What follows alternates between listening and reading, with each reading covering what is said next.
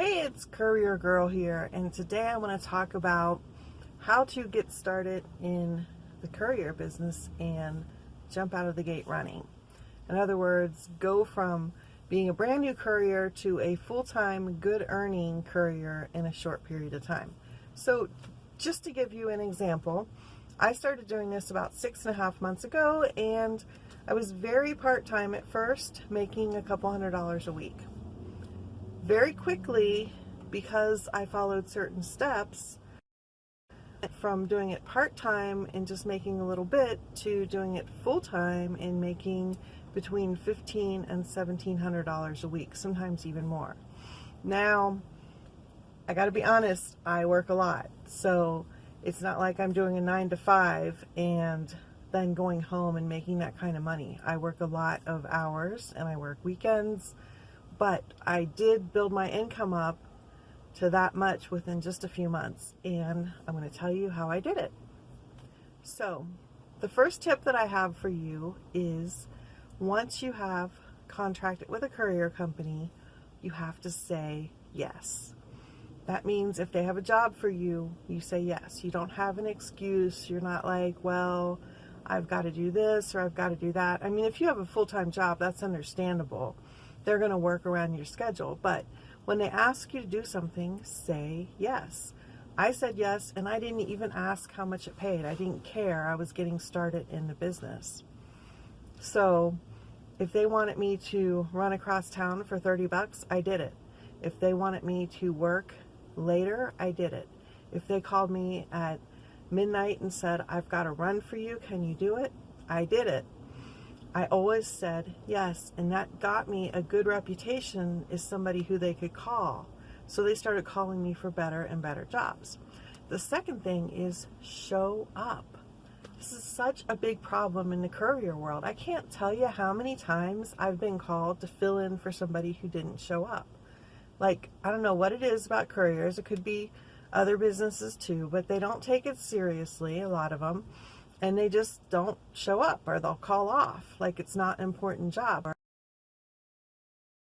or are relying on you to be there when you say you're going to be there. So unless there are extenuating circumstances, then show up. The more you show up, the better reputation you're going to get and the better jobs you're going to get. That's what happened with me, and that's what will happen with you. So I always say yes. Okay, I don't always say yes now, but in the beginning I always said yes, and I always showed up. Like, they knew that I was reliable. The next tip is do your job well and do a little extra. I think that's really important, and that's another thing that a lot of couriers don't really take to heart. So what I mean by do a little extra is, when you pick up or deliver something, be friendly to the people. Learn their names. You know, I've heard the saying that nothing is as sweet as the sound of your own name. And that's true. People like to be called by name. They like to be acknowledged. Admittedly, this is one of my weak points. I can meet you and you can introduce yourself, and like 2 seconds later, I forget your name. I'm really working on that. So if you can remember people's names and call them by name, that's huge. Ask if they have anything else. I can't tell you how many times I've picked up a delivery, and because I've asked if they had anything else, they're like, oh yeah, this is almost ready to go too. Whereas if I would just dart it in and dart it out, I might miss something. So always ask if, are you getting everything? Follow the protocol of the company that you're working for. So if they want you to log things, write things down, use an app, whatever it is they want you to do, make sure you do it to the letter. You get all your little T's crossed, all your little I's dotted. You make sure that you're tracking everything. If you're supposed to take pictures or scan things, that you're doing that, because you're going to get a reputation as somebody who is a good driver for that company. They want people like that. They don't just make up these rules to make your life difficult. There's a reason that they're doing things. And you can ask, if you don't understand it, you can ask them to explain it. But know that if you're contracting with a certain company, they have certain rules which may be different than other companies you're contracting with. you have to be able to switch gears and really follow the protocol that they put forth. The thing is to notice things. I was doing a mail route a few months ago, and there was this one shelf that I had to check to see if there were anything going out to places on my route. Well, there was this box that sat there. It wasn't for me, but it sat there for like 3 or 4 days. So I called the office and I said, hey, there's this box sitting here. I know that it's not on my route, but do you want me to do something with it? Because it's been here for like 3 or 4 days. Well, it turned out the person who was supposed to pick it up hadn't picked it up. So, and they wouldn't have known about that.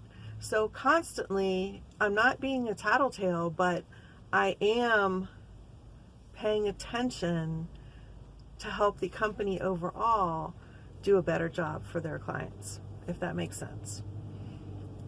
If there's a package that's like not on my route, but I'm going right by there, I'll offer to take it. There was another instance where a package sat there for 2 or 3 days, and I said, nobody's taken this. Where does it go? Who takes it? I drive right past there. I'm happy to take it.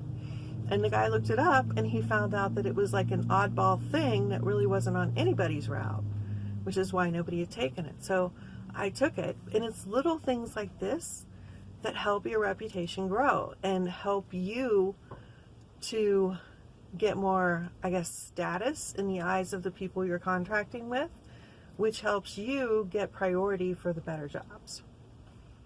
Okay, the next thing that I want to say is do not be married to any route or any particular job. It's easy to start to really like and feel comfortable with what you're doing, but you always have to be willing to give that up if something better comes along. I got the opportunity, the reason that I left the mail route that I was doing is because I got the opportunity to do another route that was making, I think, about $200 to $250 more per week.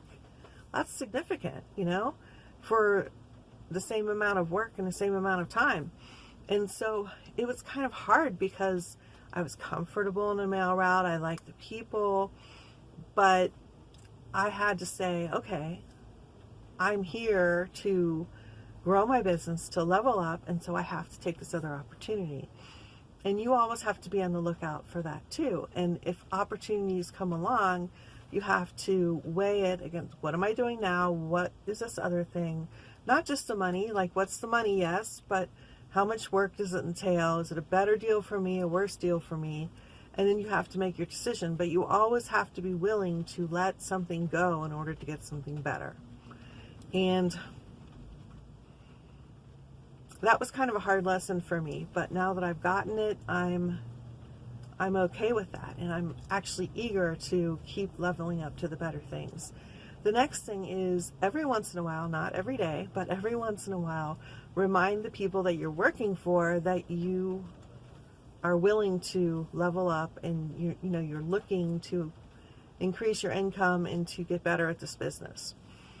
And if you are doing all the other things and you are a valuable courier, and let me tell you what, there are very few valuable couriers out there. There's a lot of them that don't show up, don't say yes, don't do their job, with a lot of, not integrity, but just with a lot of, they're not conscientious about their job. And so if you're a person that does all these things, then you are going to be really valuable to the company that you're working for, and they're going to want to keep you happy. So every once in a while, remind them that you are constantly on the lookout and you want to keep leveling up. And if they don't give you something right away, don't get frustrated or discouraged. They may not have something right away. They've also got lots and lots of couriers to deal with, lots and lots of business things to deal with, and so they may forget. So a gentle reminder every once in a while is good. I think that's okay to do, but not like bugging them every 5 minutes. So what else do I have to say about that? Oh, be willing to work long hours and odd hours. So not everything fits into a 9 to 5 bucket. Sometimes the best route is going to start at 4:30 in the morning, or start at 11 at night and go through 2 in the morning, or something like that. The more flexible you are with your schedule, and the more willing you are to work the kind of odd shifts, the better opportunities that you're going to get. Also, be okay with having multiple routes, multiple jobs. I have usually at minimum 2 different routes that I do every day, and then I'll do like on demand or on call work in between or on weekends. So that's one of the ways that I've gotten to the income level that I'm at, because I'm willing to work a lot. Now, you have to balance your work and your family life, of course, but the more that you're willing to be available and the odder like times you're willing to work, the more opportunity you're going to get. I think that's it. I'm just thinking if there's anything else that I want to tell you about how I went from a couple $100 a week to $1,500 to $1,700 a week, and sometimes even more. Oh, also one more thing. There will be ebbs and flows. You know, you will have a run of really high income for a couple weeks or a few months, and then something might change and your income may be cut in half for a little while until the next opportunity comes along. And you have to budget for that. In other words, if you make $1,500 a week one week, don't count that as your all the time salary forever. I always do my budget based on $1,000 a week, because I'm pretty sure like I can solidly make that amount, and the rest of that money goes into the savings account, because you never know when that temporarily might be cut off. Now, not forever, because there's always new opportunity in the delivery and courier world, and there's always new things coming up, but there can be a time where something ends and nothing else is kicked in yet. So you have to understand that this is a business of ups and downs as far as income and the amount of work. However, once you're in it for a little while, you can kind of bank on a certain amount every week, which is what I do. Okay, that's it for now. That's how I went from a couple $100 a week to $1,500 to $1,700 a week in the courier business in about 6 months. Actually, it only took me about 4.5 months to get there. So, if you are interested in being a courier, then start looking at opportunities in your area. Think about the things that I said. Be willing to be somebody who shows up, who is, will fill in for other people, who will work odd hours, who says yes to what's offered, and you will also jump out of the gate and become a rock star courier yourself. That's it for now. I'm getting back to my deliveries, and I will see you on the road.